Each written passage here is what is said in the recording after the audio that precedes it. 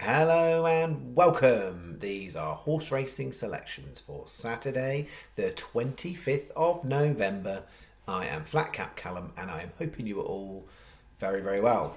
Uh, my drain's gone crazy, the dishwasher's on. Hopefully, you can hear that in the background. Right. What we doing? Right, that completely threw me. That did. Quiet Saturday was what I was expecting. Quiet Saturday is what we've got. So we are uploading Friday night for Saturday. It is 5 horses, 5 races, 5 selections. That's it. I'm not doing any 5, 6 fold acres on the side. There's nothing combinationy on whatever. No split legs. Just straightforward Canadian was what we've got. Yeah, and that's it. I mean, for those people who follow the channel diligently, it doesn't take too long to look at the race cards for Saturday and kind of go, there's not a lot of big fields and things, so it's not really my cup of tea. And I said earlier in the week, I'm not fishing around for some win bets and things. It's a bit inconsistent. I mean, if you look at the racing from Friday, it was a lot of shorties until you got into the evening at Southwell and Dundalk. It was a lot of shorties.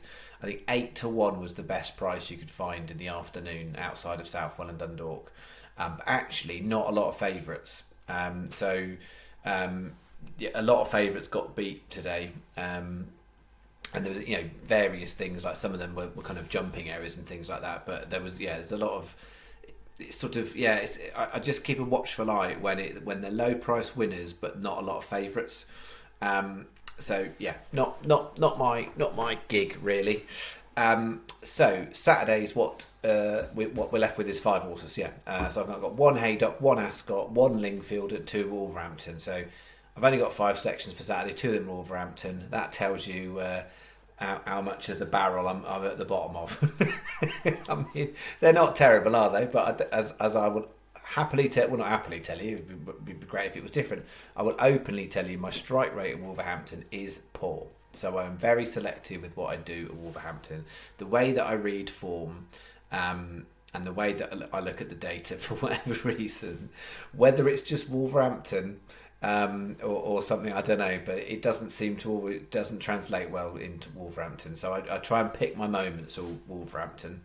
Let's what we got to do. Just literally got to spin through Friday, do that. I think that's Bob's your uncle and Fanny's your aunt. I think we're on for that. The other day I Wikipedia'd that. I was like, where's that saying come from? It is it's terrible anecdote. I can't remember. I can remember Wikipediaing it, but there you go. All right. Anyways, where we were Friday. We had a profitable day on Friday, so it was the day I said there would be a nice outlay, and we also got a nice enough return from it. So I got it as 19 on 55.09. 55.09. I think that's right. £36 profit. It will vary for some. The afternoon was poor, so Sniper Point ran it as it had done the last 3 runs. I think the only thing that would make me change of view on that one is if it runs over the jumps again, I would leave it. I am curious to see if they decide to put it on the flat at any point, because it did run one run on flat on turf and did all right, and the breeding wise of it is, and I just wonder whether or not it's sort of going along so far and then stopping. So it's either lost its form. There's 3 things you go: lost its form. There's some sort of issue with it where it runs well enough and then just sort of seems to just stop, or maybe it actually may be better over a little bit shorter, and trialing something over like a mile and a half might be interesting. But anywho, it was awful, and then no good there and no good. They were really disappointed. I really thought they would run much better, but no good. Plastic Paddy ended up being a fairly late non-runner because it got loose at the start, so that's why. And then Alexander James wasn't any good. So Zippo back from that other... Zippo, there was nothing back from that. But fortunately, we had a nice Dundalker, little Dundalk specialist, so Indiana Gray... betting wise all over the place. At points that drifted out to 20s, it went back into like 8s, 9s, 15-2 at places, and I think the SP was 16s. So people's returns will vary. Channel it was 12s, River Runs Deep 22s. I think that was probably the best price you could have got anywhere really. So I don't think that was any bigger, and it went off a lot shorter than that. Then Gurkha Girl, I've got 18s with a 5p rule 4, but a bit like Indiana Grey, that went much bigger at points and then shorter, and it ended up being shorter. Moss Ayeb let down the bet. I mean, that would have been nice if we got that one tucked in. That would have been a nice couple of hundred return, but no good. And then Grey Solution was the shorty, and Judy went and placed in the frame. So unless you were 888 or Hills, because Hills changed their place terms annoyingly, 888 or Hills, where you wouldn't have got the fourth on Gurkha Girl. Everybody else should have made a nice tidy profit on that bet. 4 places, with 2 of them covered with place singles as well. So that would have been a nice bit. And then this was a bit of something to nothing, because we had a non-runner and then we had River Runs Deep did place. So it was about break even, I think, when you work that out. Yeah, I think that's what it was, round about break even on that. So we are now up for the week £36. The outlay for Saturday is £11. Therefore, unless I do a bonus video on Sunday that I'm not expecting, because I'm not planning to, it means we're guaranteed to walk away this week with a £25 profit. So we're not on the heady heights of hundreds of pounds from the last couple of weeks, but that is 3 nice weeks in a row of making a profit, which, given how some of this year's gone, we'll absolutely take that. So guaranteed to walk away with £25 profit this week, and then we will see, because it's just £11 is Saturday's outlay. So here's the one and only Saturday bet. We're going the 220, obvious place to start, but there's nothing earlier than that from me, so I'm not going any early races on Saturday. 220 Haydock, bold endeavour. I think that's the value play from a place point of view.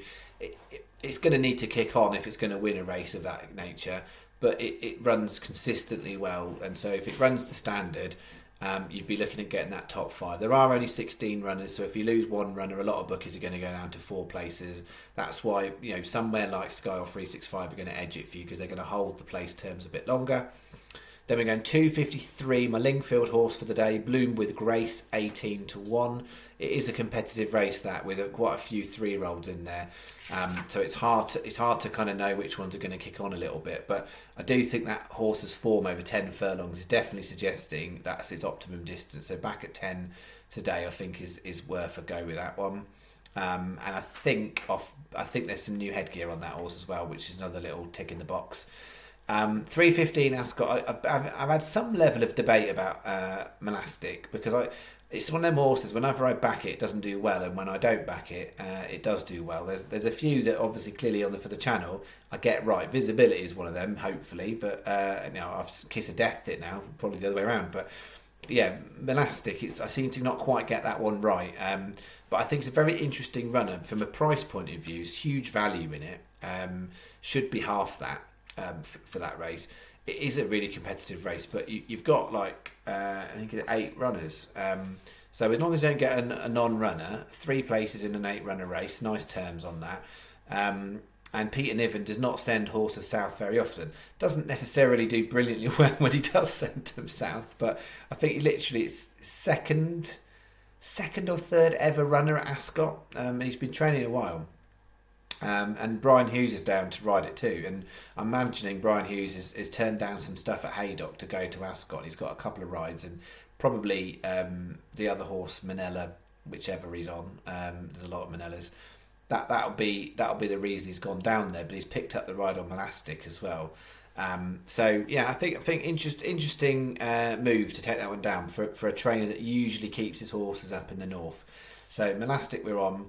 And then the 445, one of the old faves, Visibility. I've just edged it in. I think 12s is just enough, just okay. I wouldn't really want to go much shorter, in terms of then you're really sort of the value is going to erode from that. But it's last 3 runs. It's run well, and there's no reason why it shouldn't run competitively enough. I think it's a 9-runner race. You're looking for top 3, and then finishing off 715 Wolverhampton. She's sentimental, but sentimental spelt with a C. That isn't my actual typo. I make lots of typos, but that isn't mine. She's sentimental, 16-1.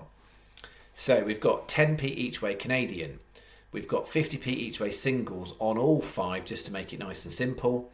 And then a 40p each way double on the 2 jumps ones that are on the television, that are the 2 bigger prices we've got in the bet. So 40p each way double on Bold Endeavour and Monastic. That makes it £11 interest for Saturday. Sky best, but not by a lot. So it's this first race. Sky are 6, everyone else is 5. Here, Sky are 4, everyone else is 3. And then we've got standard terms. These bottom 3 races are all standard terms, 3 places only on every bookie at the time of making this video. So with Sky, you've got a couple of place edge there. So outside of that, all the other bookies pretty much are the same place terms. So if you want a bog bookie in the morning, your 365s, your Paddy, your Coral, your Ladbrokes, that's where you want to go. But £11, that is the bet and the interest. And then the only thing to sort of say is tips to competition. So I think there is 9 races, 5 Haydock, 4 Ascot, 1 Punchestown. Please make sure you pay attention to which races are on ITV Racing, because they're the only ones you can have for the tips to competition. Anyone is welcome to enter any time. We talked earlier in the week. It's only going to take one double price winner and someone to put their whole stake on it to potentially come out ahead for November. So all to play for. But as a reminder, there's 9 races. It's got to be any of those television races, no other races, up to 3 selections, singles only. You've got a 10-point bank or £10 theoretical money, whatever, monopoly money. And then you spread that between those 3 multiple horses, so you can put it all on one, 10-point win on one, 5 each way on one if you want. Or if you can do a pair of them, then you can do 2 each way on one and 3 each way on the other. No decimal points to make life a little bit easier. And you've got to be in by 2 o'clock. So there's a few races that go off before 2 o'clock, but entries are open until 2 o'clock. Importantly, I say it every time, but not everybody can do it, and I appreciate not everybody has got the gift of technological magicalness. In order to be valid in the competition, you need to reply to the tips to competition comment on this video. So if you're watching this video, there'll be a comment about the tips to league. You need to reply to that comment, not just put a comment on the comments. It's a reply to that comment. So you look at that comment and you press on the little 3 dots and you go reply to that. That's how you enter. If you edit, it will be voided. So important, if you do make a mistake, you want to change it, you're fine. Delete it and repost it before 2 o'clock. But anyone that says edit in their entry, it will be also invalid. And it really, really helps me and Stephen when we're going through everything. If you can just write it very clearly, the time, the meeting, the horse, the stake. For some people, they think we're like savants, or we've got all the time in the world to not even look at, we have to work out what race it is sometimes. So it really, really is very helpful if you just put it very simply in there. You don't need to put bells and whistles, but just put the time, the meeting, the horse, and the stake. That's what I need in there. That's what Stephen needs in there, because it saves us tons of time when you put it in there in a very simple, straightforward fashion. That's that. All right. I think that is my vid for this weekend. I'm not expecting to be back until Tuesday night next week. So I've done the 4 official vids, and then we're into bonus territory. But yeah, there might be some horses in the comments for Sunday. Certainly, there's some interesting races, but I'm not. My gut feel says it's not going to be one where I'm putting an extra vid out. Monday looks very quiet from a racing point of view, and Tuesday I haven't quite got that far in my thought process yet. But yeah, not planning to be back until Tuesday night for next week. But other than that, have a lovely weekend, whatever you're doing. It is slightly frosty but sunny where I am, so I shall enjoy a cold frostiness, whatever. Might even put the plan is might get the Christmas decorations up this weekend. I know, I appreciate that's not everyone's cup of tea, but yeah, I might go touch early. Might go and get that. I need to get a new tree. Last year I recycled the tree from the year before, but you wouldn't want to do that with the tree the way it is now. Anywho, that's me. All right, see you Tuesday night. Thank you very much. Appreciate all the support, all the lovely comments, and all the likes and subscribes as usual. I just don't probably say that enough sometimes. And yeah, just I am really, really appreciative of everybody who interacts with the channel. I don't always have time to reply to absolutely everything, and yeah, I kind of just sort of try and pick and choose where I can. So I hope people appreciate that. But I try where I can. But I do really appreciate all the support. So thank you very much. All right, see you Tuesday night. Bye bye.